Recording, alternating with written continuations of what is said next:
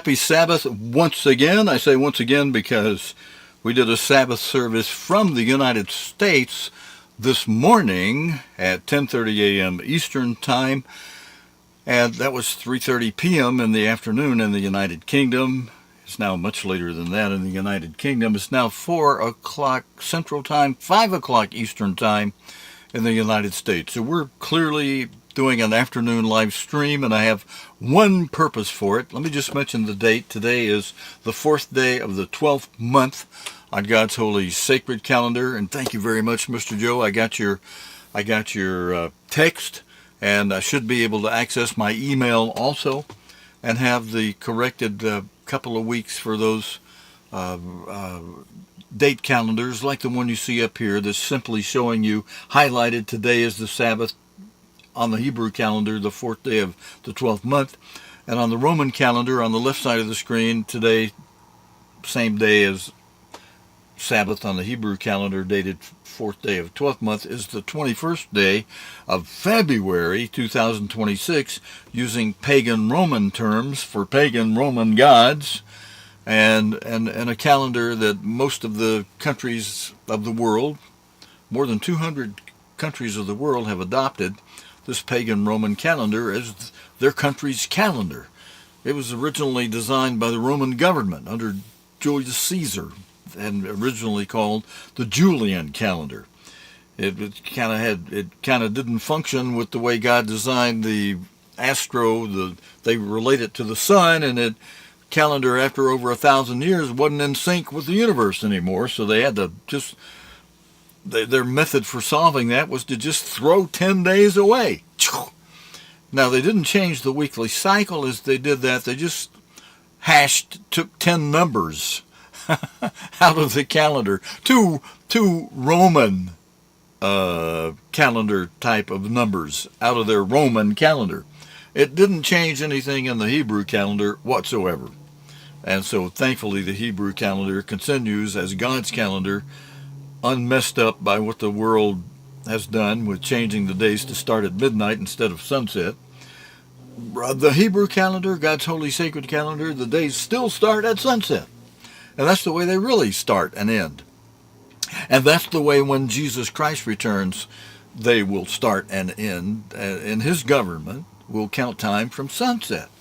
In this world, we have to, as we keep the truth, we do it God's way from sunset. But as we interrelate with man and man's doing, and when we refer to dates on man's Roman calendar, we have to talk about days that start at the crazy time of midnight. Middle of the night, man, change the time. There are all kind of problems with that calendar. But let's not think about that. We want to think about God's Sabbath, and I've got a very special sermon that I want to share with you that was given by an evangelist in God's church, Mr. Gerald Waterhouse. Many of you will remember. And as he speaks, we'll put from the Bible display, we'll put the scriptures that he mentions up on the screen. I'll change from the seal to the Bible display while Mr. Waterhouse is speaking. Let's go directly now to his sermon he gave while he was alive some years ago on the subject of the Sabbath in the New Testament. Mr. Gerald, Mr. Don, well, let me see. Wait a minute. It's got Don Waterhouse's name on this. That must be Gerald's son? Well, let's give a listen. Yeah, the voice is a little different. Don Waterhouse. It's an outstanding sermon. Don Waterhouse, Sabbath in the New Testament. Last week we began the subject of the Sabbath, and I told you from the Old Testament that without question the Saturday Sabbath, which is the only Sabbath ever mentioned in the Bible, and really the only Sabbath there can possibly be, because the Sabbath refers to a particular day. That Saturday Sabbath, from sunset Friday to sunset Saturday, is indisputable. There's no question about it. There is no religious organization. There's no religious commentary that I've ever seen or heard about. There is no one who studies the Bible who questions the fact as to when the weekly Sabbath was in the Old Testament. There's no question. The only time there's a question as to when the Sabbath is or was, is when we come to the New Testament. Now, there are a lot of clever arguments that people use, using scriptures in the New Testament to try to prove that either Christ or maybe the Apostle Paul particularly frowned upon and in some cases discouraged, and may have even felt that the Sabbath was abrogated or set aside or maybe even put away or even abolished by God. There are some very clever arguments. But this morning I want to take you into the New Testament, and we're going to have to move rather quickly because there is so much material, and I don't want to take 2 sessions to do it, just one. And if you're interested in taking any kind of notes, which I would hope some of you might do if you want to have these references for the future, the issues discussed in the New Testament never deal with whether the Sabbath should be kept. Now, that's an extremely important principle. Let me mention that again. The issues discussed in the New Testament never deal with whether the Sabbath should be observed. You can't find a one.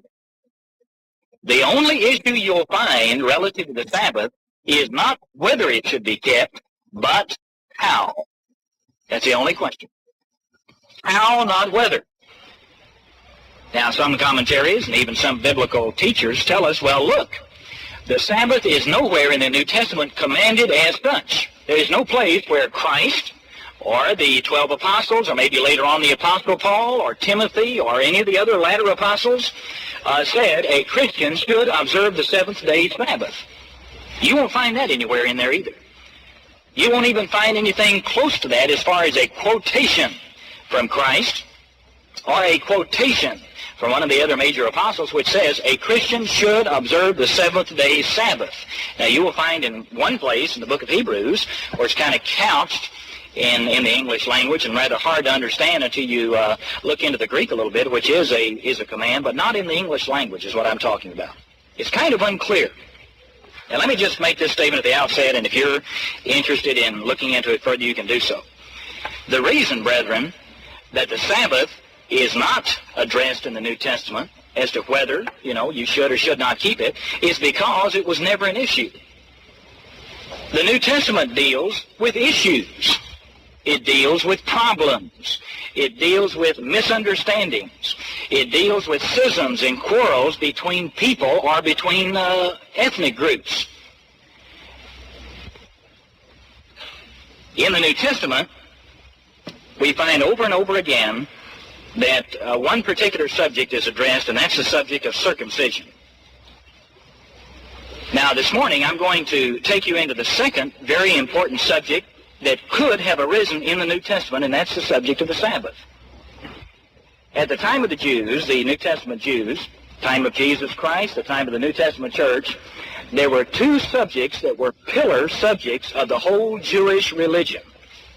And those pillar subjects, the most important subjects, the most important beliefs that the Jews followed and were very strict in were, number 1, the Sabbath, number 2, circumcision.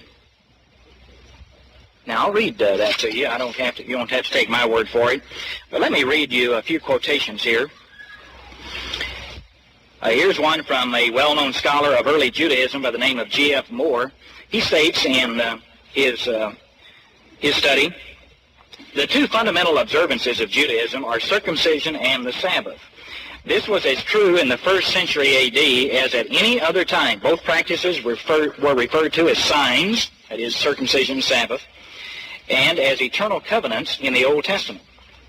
In fact, in 1 Maccabees 2:32, there's a description of a group of Jews who were slaughtered because they refused to defend themselves on the Sabbath, showing how strict they were about it. And as a result, Mattathias and his followers determined to fight in self-defense on that day if necessary, but even then they would not take the offensive, 1 Maccabees 2:41. So we see then that the time element just before Christ, the time of the Maccabees, the time of the religious wars of the Jews, that Sabbath observance was so very important to them that they would not even defend themselves, but did not resist and were slaughtered. Shows how important the Sabbath was to the Jewish community. Now, the reason we mention the Jewish community is because that is the community which Jesus Christ came to. That's the community that the 12 apostles preached in primarily before they were sent out to the 12 tribes of the lost house of Israel. And later on, the Apostle Paul began to preach, first of all, where? In the Jewish community. The original New Testament churches were established in, first of all, Jerusalem, and then they spread out from there in the Jewish communities primarily. When the Apostle Paul went into Gentile cities or Gentile nations like Greece, or which is called Macedonia in the New Testament, he went first of all where? To the Jewish community. It says he would go to the synagogue as his manner was, and then from there, if they would not receive him, he would go to the Gentiles. So we find the entire New Testament message, first of all, went to the Jewish community. Now we need to find out what was the attitude of the Jewish community. What were their strict feelings? What things would they defend more than anything else? What area would they argue about more than any area? Number one, the Sabbath. Number two, circumcision. Now, keeping those things in mind, let me just read a couple of other things here. The book of Jubilees, written 2nd century B.C., gives some detailed regulations for the Sabbath. Things forbidden included preparing food, taking anything between houses, drawing water. Now, these are not God's laws, but the very, very orthodox Judaism or Jewish community. Riding on an animal or ship, making war, or having even sexual relations on the Sabbath. The Qumran community had a number of the same regulations. Other prohibitions included going more than 1,000 cubits from one's town, helping an animal out of a pit, or in giving birth, and apparently even using an instrument to save a human being from water or fire. These things were prohibited. If somebody's drowning out there in the water, if you could just kind of casually reach down and clasp their hand and without working, pull them out, fine. But if you had to pick up a long stick, or a pole and drag that coming over the water and hold it out, no. Bloop, down they went. They drowned, and that was according to God's law, according to the Jews, according to the Orthodox community. So it shows you how very strict they were with the Sabbath, how very important it was to them. Let me read you just one or two other things. The observance of the Sabbath was such a strong tradition that it continued alongside Sunday for portions of the Catholic Christianity. Even after Christ died, and after the church had become mature in its age, we find that when Sunday began to arise, when a few communities began to observe, not the Jews, but primarily we're talking what became later the Catholic community, and that's a whole different subject, but we find that many observed the Sabbath alongside Sunday. Let me give you some quotations here, or comments. For example, the so-called Apostolic Constitution, about 375 to 400, it was written, exhorted the faithful to assemble on the Sabbath day and on the Lord's Day, which they call Sunday, or the Lord's Day. Both days are to be festivals, mentioned in that same article. Christian slaves are to be allowed to rest on both of them. Even though Sunday is given a slightly higher value, the Sabbath is to be celebrated as a memorial of creation and a time of godliness. So it shows then, even outside of the Jewish community, that they had had such influence on the people that when Catholicism started, 375 to 400 when this one Apostolic Constitution was written, they even encouraged the faithful, not the borderline cases, but the faithful, to observe Saturday and Sunday. So we see the tremendous influence that the Sabbath had on the Jewish and the Gentile community.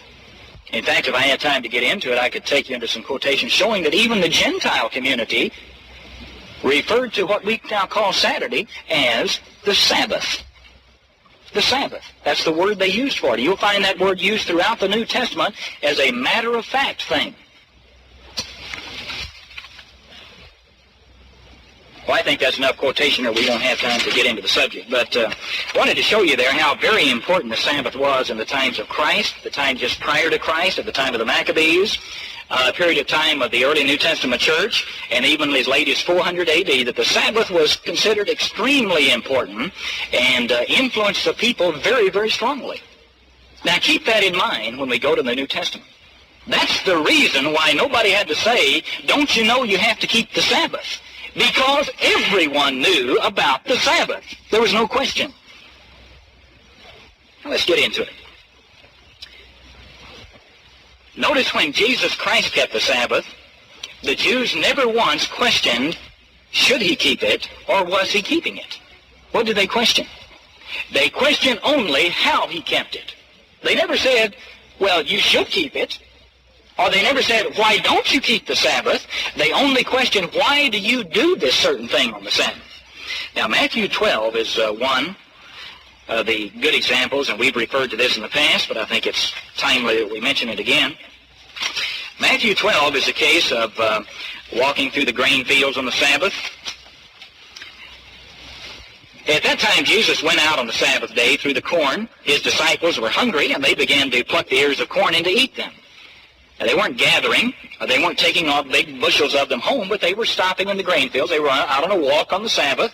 They stopped in the grain fields. They pulled off a head of grain or an ear of corn, whatever it was, and they shucked it, or they shook it, got all the grain off. In the case of corn, there is a question as whether it's more like a maize or a corn, but whichever way makes no difference. They plucked it, they took the grain off, and then they ate the grain right there. And anyone who's ever walked through cornfields knows there's nothing better than to pull off a good old fresh piece of sweet corn as you're out in the grain field and shuck that thing and just sit there and eat raw corn. I've done that many, many times pheasant hunting. You get hungry and you just stop and grab some corn, or later on in the pheasant season, you'll have dried corn in the field. Waiting, letting it dry so you can feed it to the cattle and eat dried corn. Just very, very good. And that's what they were doing at the time. The Pharisees saw it, and they said unto them, behold, your disciples do that which is not lawful to do on the Sabbath. They didn't say they don't keep it, or they didn't say, why don't you keep it? They say, you're not keeping it properly, or you're not keeping it like we say you should keep it. Now, why did the Jews have this idea? Why did they have the hang-up about plucking an ear of corn, shucking it, and eating it? Was there any work involved? Well, I don't see how they could really say there was work involved in that sense. Was there a violation of trespassing on personal property? No, because the Old Testament laws allowed you to cross personal property and, if hungry, to eat whatever you needed to satisfy you on the spot. That was a part of God's law. You had the gleaning laws. You had the various laws in the book of Leviticus and Deuteronomy that dealt with the poor. And they were able to glean. Anyone who was traveling through the country or traveling through this area of the land could cross that land as long as they did not destroy the crop. And they could have anything they wanted to eat as they traveled. So they were not violating any of the laws of God. Why did they question it then? Well, according to the Orthodox Jews, according to them, if you picked an ear of corn or a head of grain, they classified that as reaping. It's like you take, your mules or your oxen or whatever and go out in the fields and begin to reap an entire field of grain. Okay, you popped it off, they call that reaping.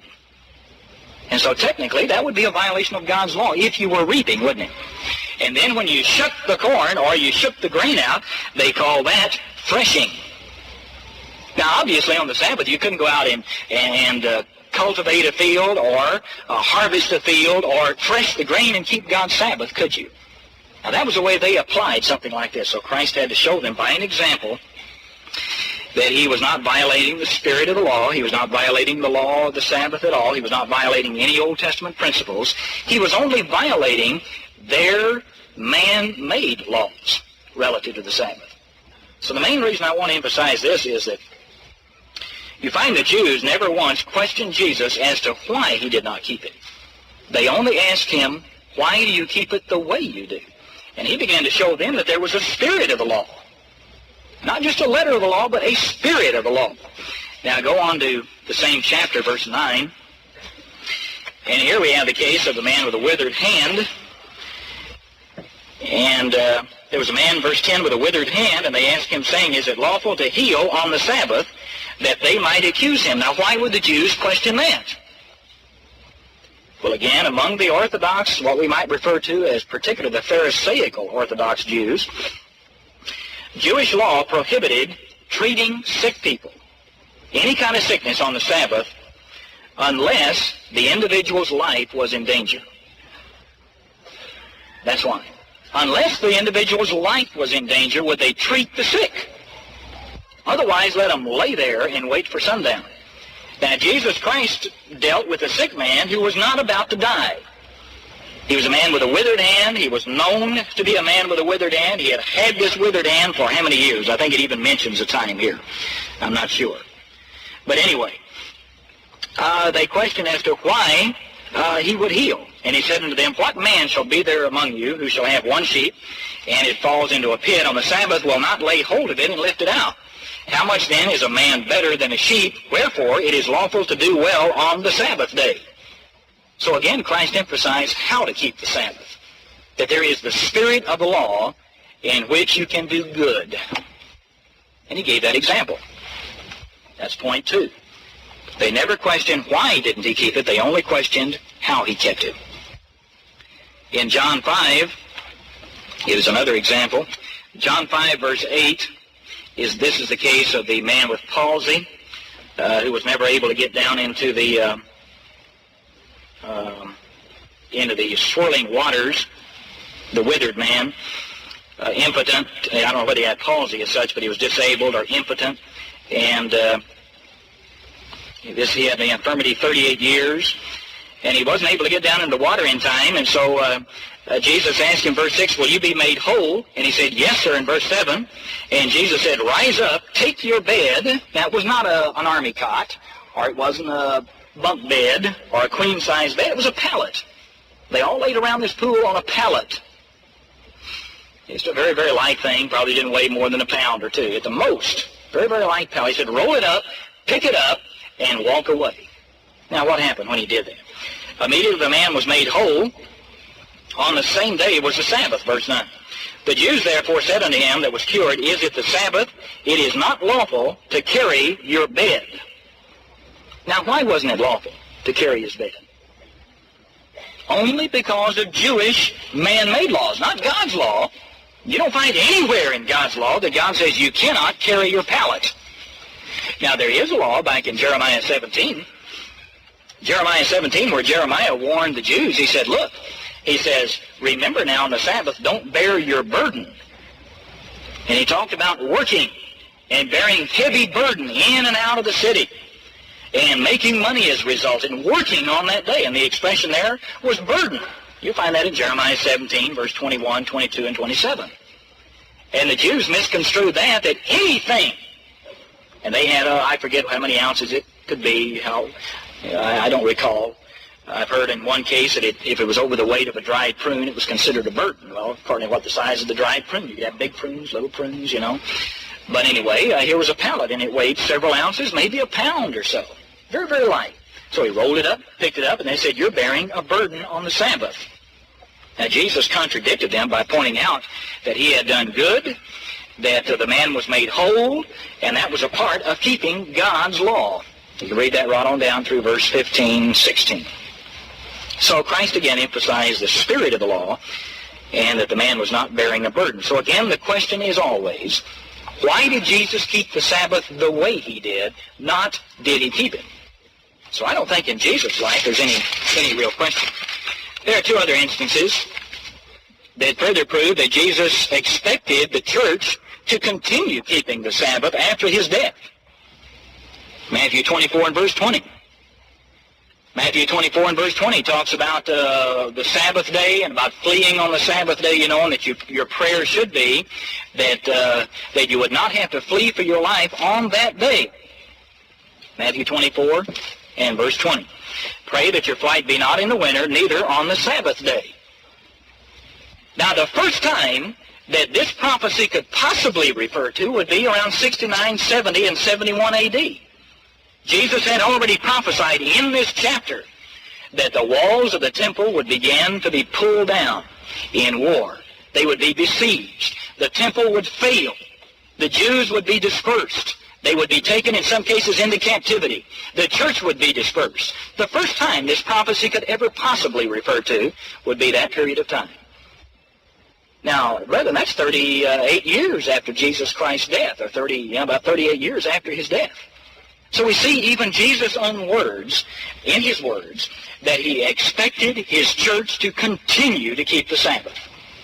And then if you apply it prophetically to the end time, and the book of Matthew is dual, it would apply to the end time church of God as well. So we find that Jesus' instructions for the church after his death presupposed that the church would be keeping the Sabbath. But then here's one final one, is Luke 4:16. And I think most all of you know what this says. Luke 4:16 was the time when Jesus began to teach. This is about the time that his ministry began. And so he began to teach at this time. In Luke 4:16, he came to Nazareth where he had been brought up, and as his custom was, or his habit, a weekly thing, as his custom was, he went into the synagogue on the Sabbath day and stood up for to read. Now, what was his custom? His custom was to go into the synagogue on the Sabbath. Now, not to stand up and read, because the context here shows that they were amazed when he began to read. It was like a first-time thing. It was like an unusual thing. And as a result of him reading, you find the Jews began to turn on him. They began to accuse him of being the Son of God, of blasphemy. And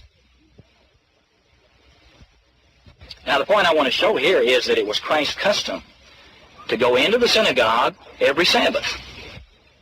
Now, what significance, brethren, is there to that? So Christ went into the synagogue. So what? What significance is there to that? Well, he said he did it as his habit was. Now, do you recall any scriptures later on?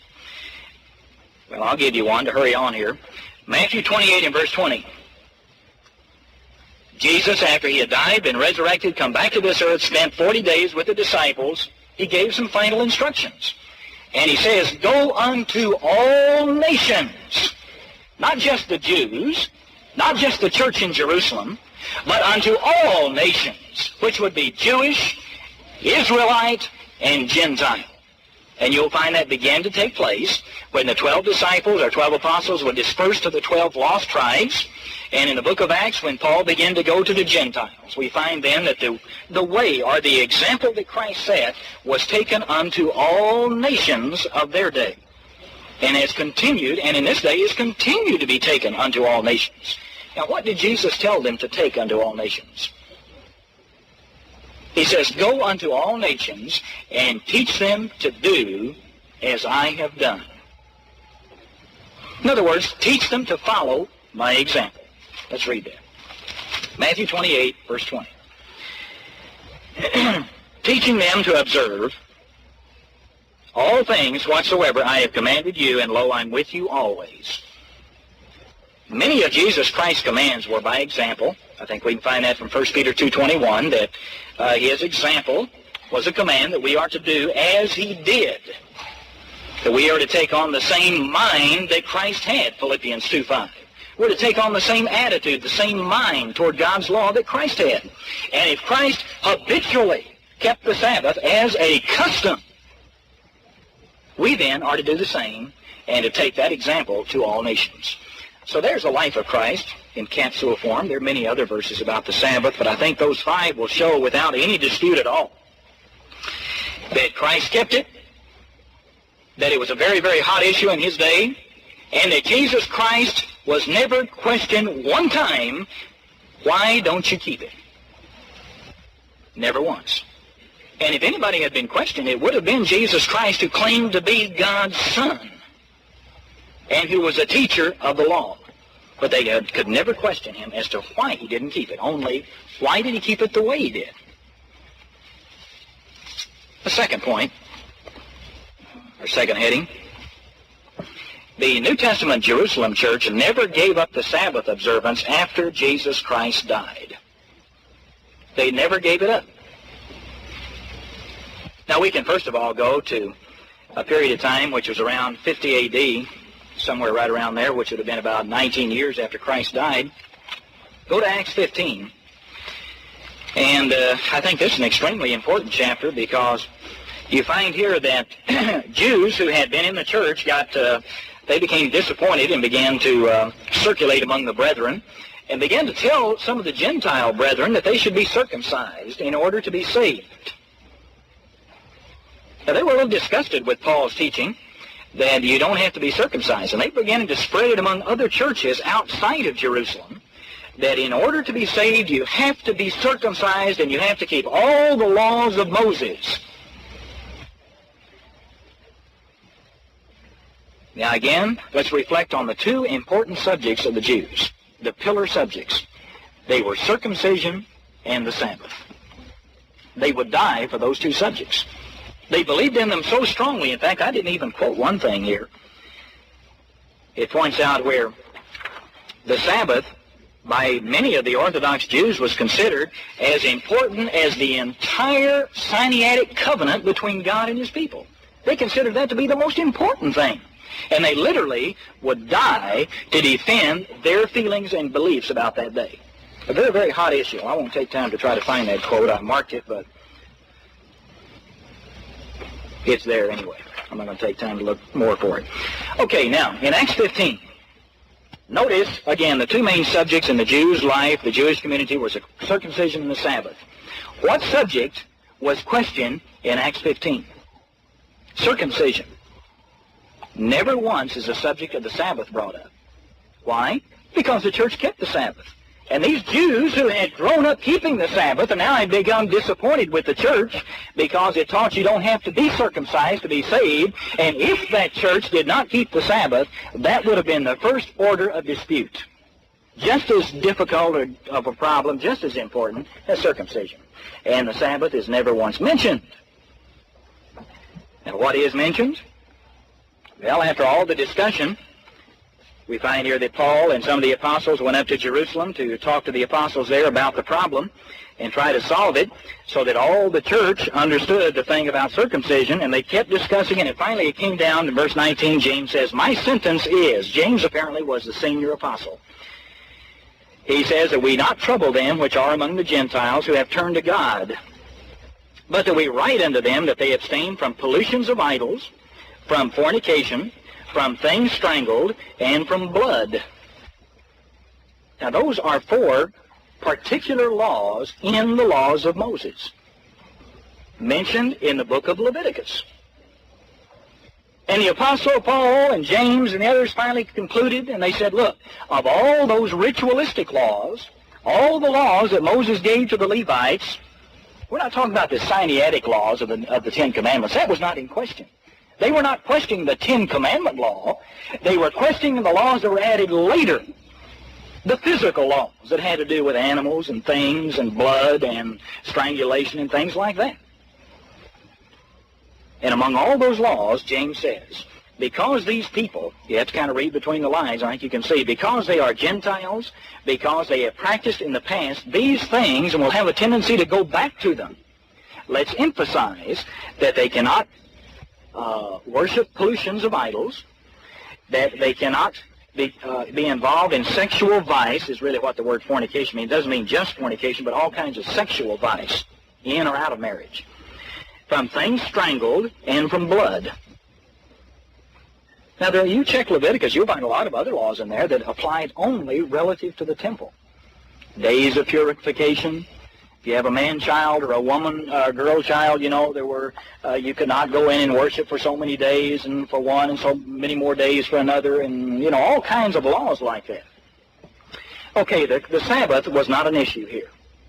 And again, brethren, if the Sabbath had been an issue, you can be guaranteed that the Jews would have brought it up, because they were looking for anything to attack the church. On the contrary, notice verse 21. James says, Moses of old time has in every city them that preach him, being read in the synagogues every Sabbath day. James accepted that. He didn't say read in the Sabbath in the synagogue every Sabbath day, but we don't keep it. He just said it was a matter-of-fact thing. All these laws are read in the synagogue on all the Sabbath days. The Jews know about it. We accept it. We believe in it. It's a matter of fact. And a lot of times, because something is not said, some feel, well, the law is done away. But something was not said because it was not a problem. It was not an issue. Now let's notice that the Apostle Paul observed the Sabbath, and he taught it among, interestingly, the Gentiles. Paul kept the Sabbath and taught its observance to the Gentiles, showing that the Sabbath is not just for the Jewish community at all, but it is for Jews and Gentiles. Let's go to Acts 13. Let's go back just a little bit here. Acts 13, verse 42.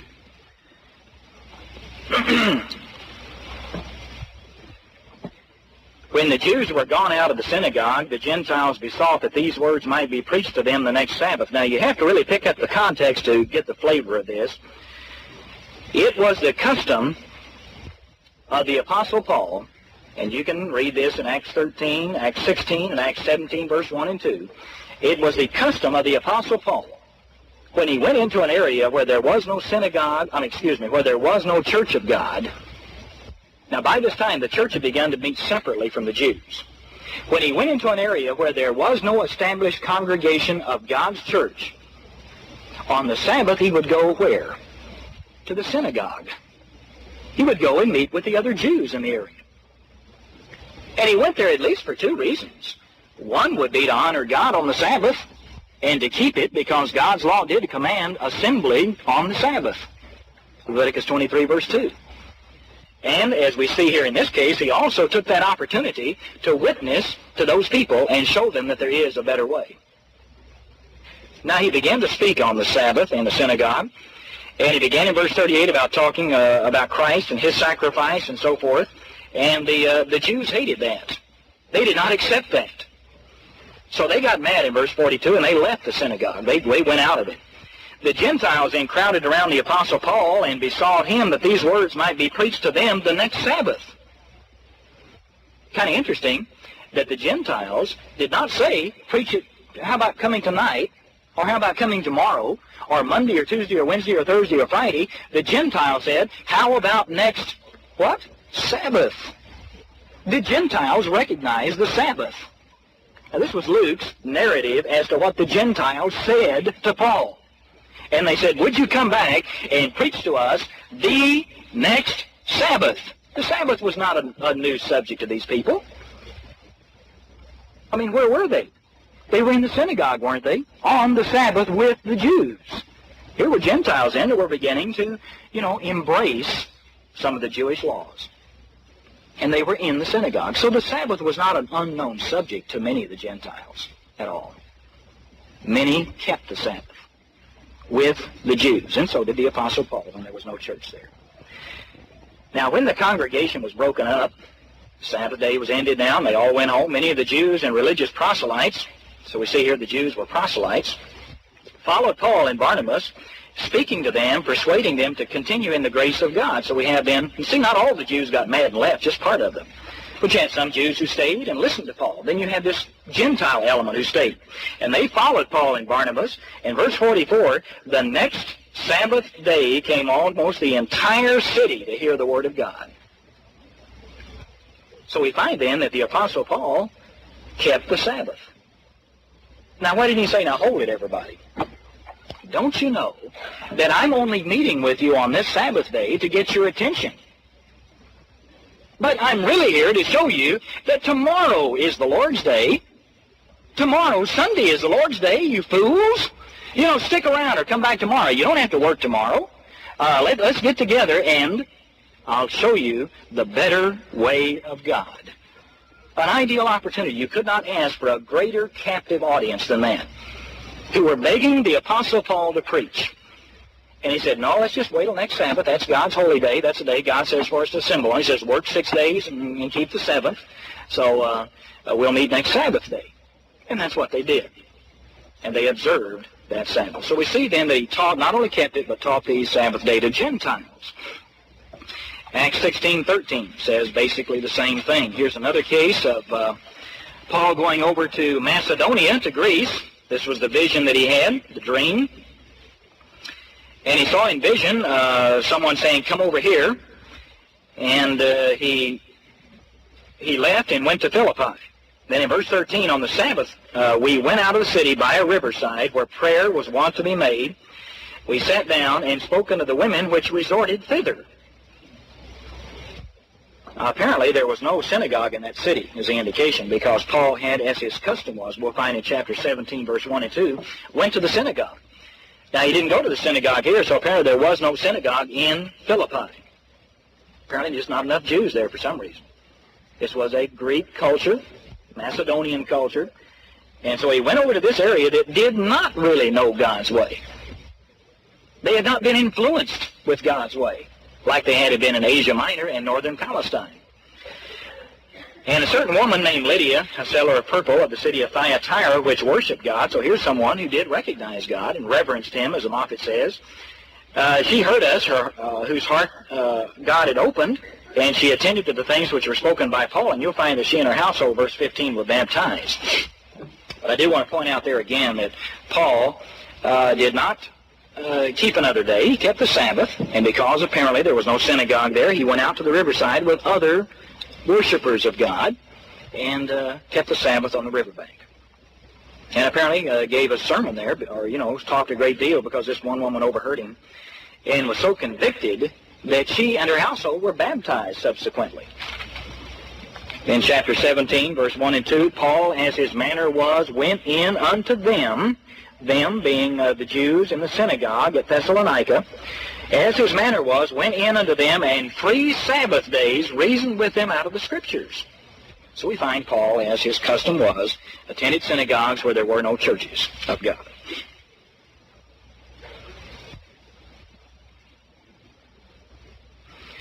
Now again, the main thing here about the book of Acts is that the book of Acts was written, like I pointed out earlier, about 49 or 50 A.D., somewhere around 50, right in that area. And it covered the period of time from Christ's death right on through the Apostle Paul's death. And in that long record that Luke wrote, we find that the Sabbath is never once addressed as a problem. In fact, anytime the Sabbath is mentioned, it's mentioned, like I said earlier, in a matter-of-fact way, which all people understood. There was no question. We find that the Apostle Paul and the other apostles never once in the book of Acts were accused by the Jews of breaking the Sabbath. Never once. Now let's back up a little bit. Who was Paul? Paul was or had been a chief Pharisee, hadn't he? And he broke away when God converted him, struck him blind, and he fasted for 3 days and 3 nights.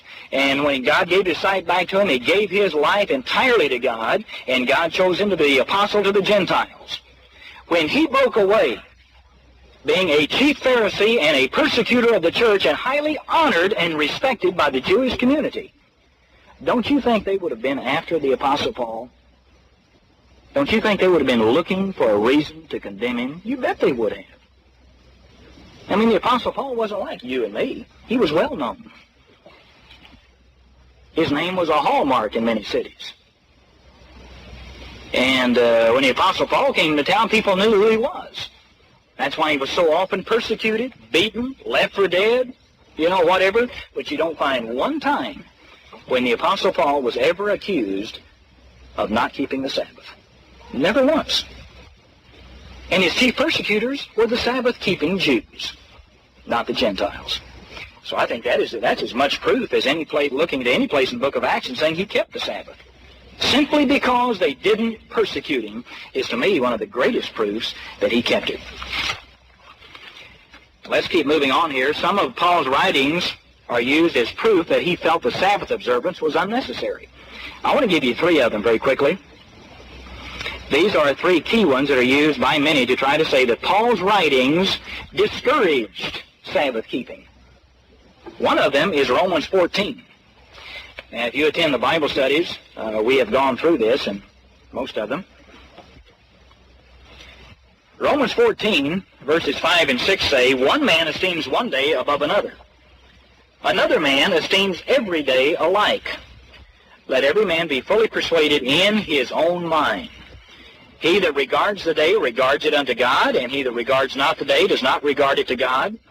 Now, that scripture right there is taken by some and is even explained in commentaries as such to be a scripture that gives you the right to choose to observe any day of the week you want to, not just the 7th day. All I'm going to say about Romans 14 is this. You must understand the context. Find out what kind of day he's talking about. Is he talking about a holy day? The word holy day is never mentioned. Is he talking about the Sabbath or a feast day? Those expressions are never mentioned, just day. The context is what? The context is something to do with eating or not eating or fasting. It's really unclear exactly what the subject is. But the subject has to do with eating or not eating. It has to do with vegetarianism, eating meats and so forth, not which day to worship on. And that's all at this time, I'm going to take time to comment on that subject. Galatians 4 and verse 10. Galatians 4 and verse 10. Now here's the Apostle Paul talking to the primarily Gentile church. Galatia was primarily a Gentile church.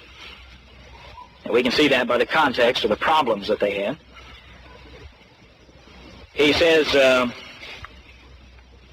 you observe days and months and times and years, and I'm afraid for you or of you, lest I have bestowed upon you labor in vain. The Apostle Paul here condemns the keeping of certain days. He says, I feel like I've been spinning my wheels. I've gone to all the trouble to come into this area that had never been preached to before. And I have given you the truth. I've been willing to sacrifice my time for you. I have brought you along. I've baptized you. I've had the laying on of hands for you. I've been the instrument that God has used to bring you into the church. I've anointed your sick. I spent all this time with you, and now you're turning back to something that is wrong. You're going back to something that you used to do. He says that here in verse 7 and 8. He says, you are no more a servant, but a son, and if a son, then the heir of God through Christ. Howbeit then, when you did not know God, referring to the past, you did service unto them which by nature are no gods. Did the Jews worship pagan gods in the days of the Apostle Paul? No, they worshiped the God of the Old Testament. Now, truly, there was some paganism that had worked its way into their religion, but they were the worshipers of God, of El Shaddai, of the Eternal, and so forth. They worshiped the God of the Bible. And here's a condemnation to a group of people. It says, you used to worship gods, little g-s, talking about the little gods and idols, which were not gods. But now, after that you have known God, or rather are known of God, how do you turn again to the weak and the beggarly elements? Or as the margin says, the rudiments. The old ways. What old ways? You observe days, months, times, and years. It's interesting, brethren, that among the Gentile world, and that's who he was talking to, Gentiles, they were the ones that worship these gods and rudiment things and these pagan elements. Over one-third of all calendar days in the Gentile world were significant in one way or the other. They had names placed upon them, worship of certain gods on particular days, various types of pagan memorials. Some days had restrictions on them. Other days had various other religious elements to them, And about one-third of all the days, that would be 120 days out of the year, were observed by the Gentile world one way or the other. And Paul says, look, now you're beginning to give up your true way, and you're going back to observe days, months, times, and years. That had to do with their worship among pagan Gentile religion. Now, Paul does not say here, you are going back to observe Sabbaths, holy days, months, and years. Because in God's law, you can't find anywhere in God's law where God says, I want you to observe a year. There was no religious significance placed upon a year. Now, there was the Jubilee year, but it had to do with giving physical things back and restoration of physical things and working and getting everything rectified. He's talking here about religious significance. There were no years set aside by God as a year of special worship or special God or something like that. Where in the Old Testament anywhere do you find where God says worship times? Never once. But in the book of Deuteronomy, I'm not going to take time to go back there, you'll find that God says among the pagan world in which Israel was working, in which they were living, There was a worship of times, astrological worship of times, of the astral bodies, and this type thing. Where in the Bible does God tell you to observe months? No place where God says set aside a certain month for religious worship. Nowhere. Now there are times in ancient Israel when they recognize the beginning of the month with the new moon, but not the entire month. And then that brings us down to the words, anytime God refers to the weekly worship of a day, he calls it the Sabbath. This word day is not even the same word in Greek that is used for the Sabbath. I've got all that here in the literature. I'm not going to take time to read the Greek words and so forth, but here we're again talking about reverting, going back to pagan worship, rather than staying with the true way of God. And the other is Colossians 2:16. Go forward now to Colossians 2 in verse 16. Let no man therefore judge you in meat, or in drink, or in respect of a holy day, or of a new moon, or the Sabbath days, which are the shadow of things to come, but the body of Christ. Very confusing. An incomplete sentence. It's not even grammatically correct in the English. I'm not going to take time to explain what this verse means. That is an entire sermonette subject, or could even be worked into a sermon. But the point I want to bring out here is that the Apostle Paul, rather than discouraging, or rather than ridiculing, or rather than telling the Colossians, don't keep the Sabbath, he says, don't let it trouble you because other people condemn your keeping of the Sabbath. Read it very closely. Let no man therefore judge. The word judge means condemn. Krinos, condemn. Let no man therefore judge you in meat, or as the margin clearly clarifies, don't let any man judge you or condemn you because you eat and drink, or because you observe, the word respect is observe or observance of, an holy day.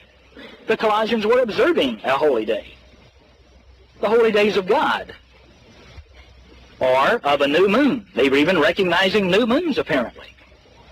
There's no condemnation says you can't. Or of the Sabbath. So we see the Colossians then were keeping God's holy days. They were keeping the Sabbath. But someone, whether the Gentile element out of which they had come or subversive Jewish element creeping into the church is rather unclear, were condemning them because of what they were doing or how they were doing it. And Paul says, don't let anybody judge you. He says, remember that these things, verse 7, are a shadow of things to come. The Sabbath day and the holy days are all shadows of things to come. They all foreshadow something. He says, don't let anybody judge you, but let the body of Christ, follow the body of Christ. Let the body of Christ, the church, tell you what to do, what is right and what is wrong. I think that's sufficient there. I'm simply going to give you these next two verses showing that the Sabbath is going to be kept all through the millennium. In Isaiah 66, verse 10 and verse 23 mentions the Sabbath should be kept throughout the millennium. And it's going to be kept by Israelites and by the stranger or by Gentiles. Then you go to Ezekiel 40 through 48 and you find that those 8 chapters have to do, they are prophetic pictures of the way the millennium is going to be once Christ comes back. And it talks about a temple being set up, and about rivers of water going out from the temple, and about fish in the water, and about the width of it, and all the trees that are going to be growing around it. And you'll find in chapter 44, 45, and 46 that God specifically mentions the keeping of the weekly Sabbath. And that's millennial. The weekly Sabbath is an analogy of God's plan. That's why it's so very, very important. It is an analogy of the plan of God. Number one, it looks back, or it is a memorial of the creation. It is a memorial of the creation. You'll find this in Genesis 2, verses 2 and 3, and you'll also find it in Hebrews 4 and verse 4. The keeping of the weekly Sabbath keeps us mindful that we are to worship the Creator. We're not to worship anybody else. We are not to worship idols. We are to remember who created things and worship the Creator and keep the Sabbath like God kept it. Genesis 2, verse 2 and 3. So it's a memorial. Number 2, so far as an analogy, the Sabbath is a shadow of a spiritual rest in the millennium and the creation of a spiritual family. It foreshadows the millennium and the family of God, and that's Hebrews 4. Let me just read a portion of that if you're not familiar with it. Hebrews 4, he talks about the keeping of the weekly Sabbath and says that is a type of a millennial Sabbath, and the reason we know that is because he says it plus the Hebrew words. You'll find that the Apostle Paul uses 2 different words in Hebrews 4.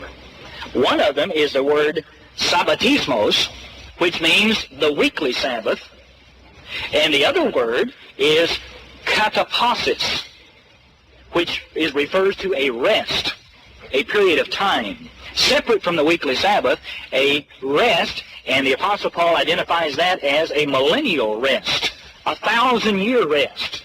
And I'm not going to take time to read all of it. I'll just show you where those words are used. Let us therefore fear lest the promise being left us of entering into his rest. Verse 1, that word rest is katapasis, and it is referred to as a future thing. Let's fear lest we don't enter into God's rest. God's rest, a future thing, not at the time of the Apostle Paul. In verse 3, for we which have believed do enter into rest, as he said, as I have sworn in my wrath, if they shall enter into my rest, katapasis again, although the works were finished from the foundation of the world. So here's a rest that is typified by a creation, that is in turn typified by a weekly Sabbath. So you have creation, the weekly Sabbath, and the millennium. And then we can go on down to verse 9. It says, there remains therefore a rest to the people of God. And the word here is sabbatismos. And sabbatismos means the weekly Sabbath. There remains therefore a weekly Sabbath. So as you and I observe the weekly Sabbath, we are foreshadowing the katapasis, or the millennial Sabbath, when all mankind will rest from Satan the devil. We will rest from the works of man, and we shall be under the direct governorship and rule of God. And you and I shall rest in a spiritual way, and that we shall enter the family of God as spirit beings. So that's what that entire chapter is about. Now let me very quickly give you 7 principles for observing the Sabbath. First of all, the church cannot create a handbook of do's and don'ts. We can't tell you everything that is right or everything that is wrong in observing the Sabbath. Because, brethren, the Sabbath is a spiritual law. It's a physical day, but the keeping of it is a spiritual law, and it must be kept in the Spirit. It must be kept in the attitude. That's why you cannot lay down a book of do's and don'ts or rules, because it's a spiritual thing. Now, I'm going to give you 7 principles. If you ever wonder, how to keep it, or is something right or wrong, well, with the help of God's Holy Spirit, and with prayer, and with your Bible and these principles, I think you can pretty well determine whether something is right or wrong. Number 1, Genesis 2:3. Genesis 2:3 says that on the Sabbath day, God rested and hallowed it. So that's principle 1. It is a day that has been set aside by God for holy use. And it is a blessed day. Now, if a day has been set aside for holy use or sanctified, then anything that we would do that would make that day unholy, or would make our actions unholy on that day, that would not be an example of the way God kept it, would be wrong. Number 1, it says God rested on that day. And it says God was refreshed on that day. So the Sabbath, part of keeping it holy, is to rest and be refreshed. And how many times do we find the Sabbath is the one time when we don't get as much rest? That's a violation. That's not right. That's not God's way. It's a day of rest. It is a holy day. Principle 2, Exodus 20, verse 8 through 11, the 10 Commandments says that that we are not to labor on that day. He says, 6 days shall you work, but the seventh day is a Sabbath of the Lord thy God. In it you shall do no work. Now, what did God mean when he said no work? Because frankly, almost anything you do is work to one extent or the other. Just a woman getting up and getting cleaned up and put her clothes on, her makeup and breakfast and all that, there's an hour and a half job. That's work. Especially if you have a bunch of kids. That's work. Now, what did God mean when he said work? Well, he's also said labor, didn't he? And this law went originally to ancient Israel, and we have to understand what type of work ancient Israel was doing. Ancient Israel was an agrarian society. They were a society primarily dealing with planting and with cattle. And so when God says, you shall not labor, he meant stop doing that work which you normally do, which was the planting and the harvesting and the plowing and, dealing with the cattle and separating them and corralling them and branding them and all the things that are involved in an agrarian society. That's the type of labor God is talking about. A very, very general term, meaning your labor or your employment or your work. Now we can go later to Exodus 31. We'll find there that later on God says, if you want to be my covenant people, verse 13, 14, he says, you shall do no work in that day. So I think we can derive from that spiritual principles that anything that begins to take our time away from God, anything that begins to border on our job, things like going out and mowing the lawn and washing the car, and trimming the dog and all those things, that begins to be work. But preparing a light meal, or taking a shower, or making up the bed, or sweeping up a mess that the kids spilled, or something, that's not work. That's not the kind of work God was referring to. And again, it's the spirit of the law. We have to ask ourselves, why are we doing this little bit of labor? Are we doing it to defy God?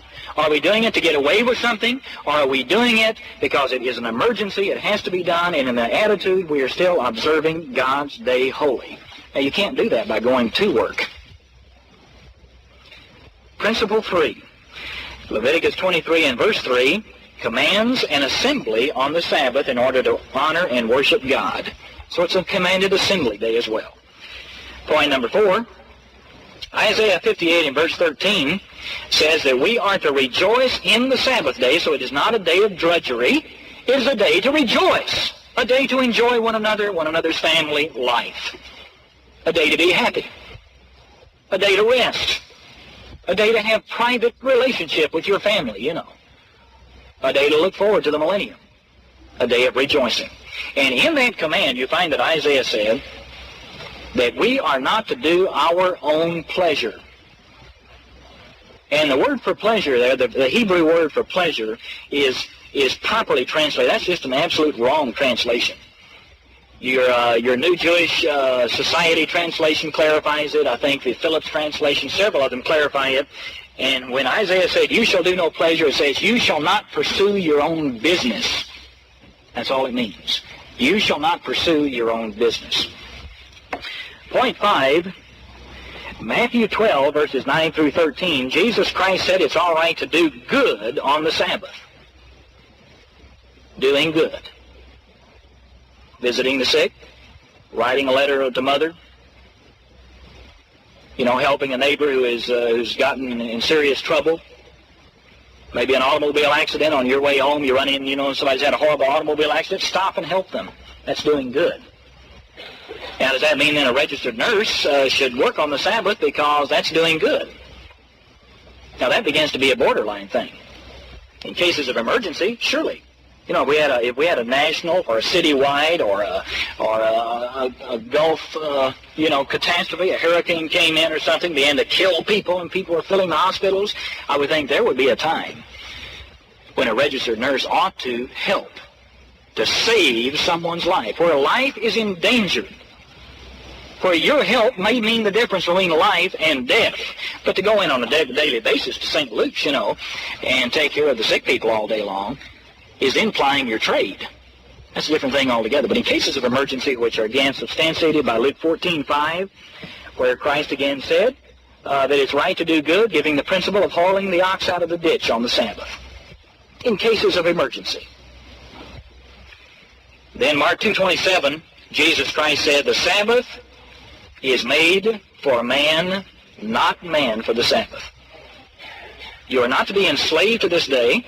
You're not to feel like you can't do anything. It should be, again, a day of rejoicing. It is made for the service of mankind. Now, let me read you in conclusion a quotation from this doctrinal paper. It is obviously out of step with the spirit of the Sabbath day to participate in violent physical sports activities. Can one really keep the Sabbath holy while charging down a football field or a basketball court? In competitive sports, one must go all out to the point of exhaustion to win. The Sabbath is a day of rest. The Sabbath would not be a day to dig up the garden or to plow or to harvest in a major way, but there is nothing wrong with watering the lawn or pulling up a few carrots or breaking off stalks of celery for a salad, you know. And I know there have been times when I've gone out on Friday evening because the lawn was so dry. I just mowed it. And I turned on the sprinkler, you know. I may have sat there for an hour and enjoying the evening, just spray around in the corners and spray my flowers and whatever. And it was a time of just relaxation and kind of meditation and thought, you know, for the next day. And very, very relaxing. Now, that didn't mean I went out and mowed the lawn, and I fertilized, and I dug around the edges and trimmed so I could water. But I watered as a natural thing. There was a need for it. It's crazy to water during the middle of the day. It's going to evaporate. You're going to scald things. Wait till after dark and spray. I've done that on occasions and found it to be very, very relaxing. But it's not a time to go out then and chop in the garden, you know, and work around and what have you. But I was sitting out on a lawn chair, you know, and enjoying the sun. I looked over my flower bed and saw a weed. I'd pull it up. I wouldn't say, I'll wait till the Sabbath and I'm going to get you, you little devil. You know, wait till it's over. Pull it up. Then I'd even get out there with my my fork and my hoe and everything and work the entire garden. That's a whole different thing altogether. One should not do the entire week shopping on Sabbath or Saturday. One should plan ahead. In fact, in the New Testament, Christ referred to the what? The preparation day. Friday as the preparation day. But, you know, there are a lot of times when you can prepare all you want to. And on Saturday, there's still something that you forgot to do or an emergency. As an example, if a baby runs out of milk and you're out of it, there's nothing wrong with picking up a quart or two of milk for that day or so. There is simply a spiritual principle here. As a rule, Christians should avoid getting into situations where Sabbath observance becomes difficult. As we have always said, it is best to remain far from the edge of the cliff. Why get into borderline situations in which there's a hairline between keeping the Sabbath and violating it? Why trouble your conscience? Well, I think that's sufficient from a doctrinal viewpoint to show you, I think, conclusively, without any question whatsoever, that the Sabbath day you're keeping was a day that God originally created by resting on it. It's a command of God. It has restrictions all through the Old Testament. Entire nations, or at least one entire nation, was taken into captivity because they refused to keep this day holy. And as a result of coming out, they began to add their own man-made laws to it, and restrictions which Christ had to come and show were not the spirit of the law. Christ set the example of the Sabbath by keeping it, by going into the synagogue as his habit was. The Apostle Paul, the greatest apostle in the New Testament, went in as his manner was, into the synagogue every Sabbath day. It is a millennial prophecy. It shall be kept all through the millennium. It is a type of that millennium. And as we keep it today, we look back on the creation of God, and we anticipate the time when we shall become at rest with God, at rest with ourselves, at rest with all of the creation of God by being made spirit beings. So without question, the Sabbath day is truly to be kept by us, and it is a command that is going to go unto all nations, to be kept by all peoples, all nations of all colors and creeds and beliefs, ultimately in the millennium. Well, brethren, thank you for joining us for that sermon by Don Waterhouse. We'll close this Sabbath afternoon service in hymn. If you'd like to sing along with us, here's one we have from 2 Samuel chapter 22. You can sing along with the Ambassador Chorale. They'll start out a cappella, so be prepared to start as soon as the chorale starts singing. in just a few moments. Right after you see the words a cappella, the choir will begin. And again, you're welcome to sing along. Thee will I love, O Lord, my might.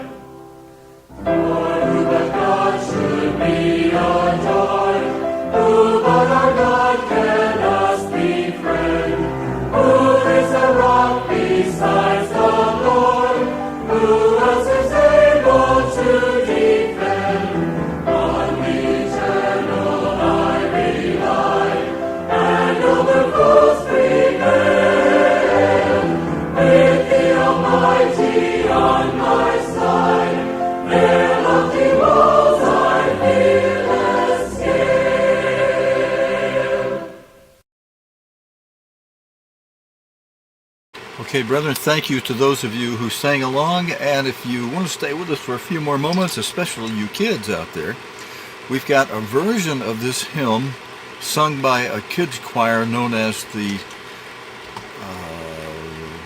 Millennial Shepherds, and let me put that up for you on screen. And now it's kind of fast, so you may not, we'll have the words scrolling along with it as they sing, but you may want to just listen and enjoy it, or if you're game enough to try singing along with these kids who sing a faster version. They have an orchestra, a big band style orchestra playing along with them.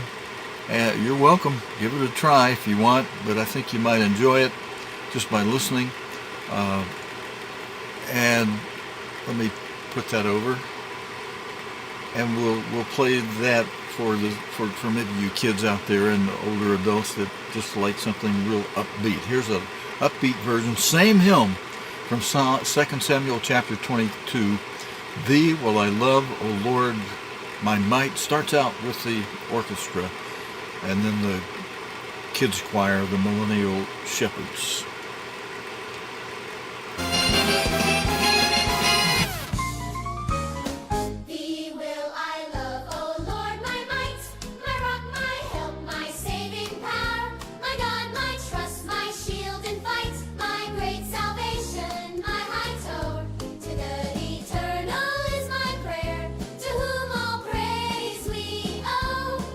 Shall I by his watchful care safely be guarded from my foes?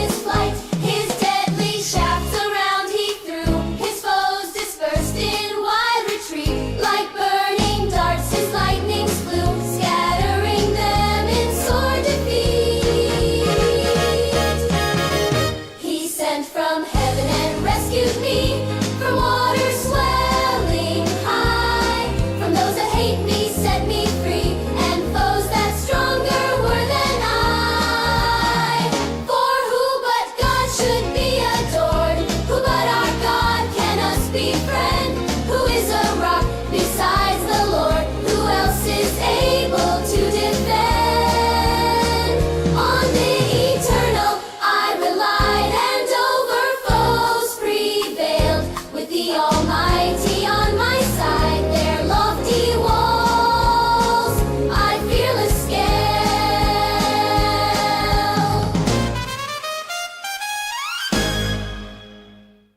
Okay, brethren, I hope you enjoyed that kids' version of this hymn written by God's end-time apostle's brother, Dwight Armstrong, and Dwight L. Armstrong. And I'll sign us off until next week. Our next planned live stream will be for Sabbath evening, Friday night Bible study. You can catch us either where you are on Facebook Live or YouTube Live on the Sabbath Service page or the Sabbath Service channel, or on our website, on our home page, in the window just below the top banner. We have a live stream window there. When it's blank when we're not streaming, it's got our signal in it when we are streaming. There's also, from our home page at cogtv.org, which you can get to by typing sabbath.tv, there's a menu on the right side of the screen where, toward the top, they're in alphabetical order, there's a button for Archive Videos.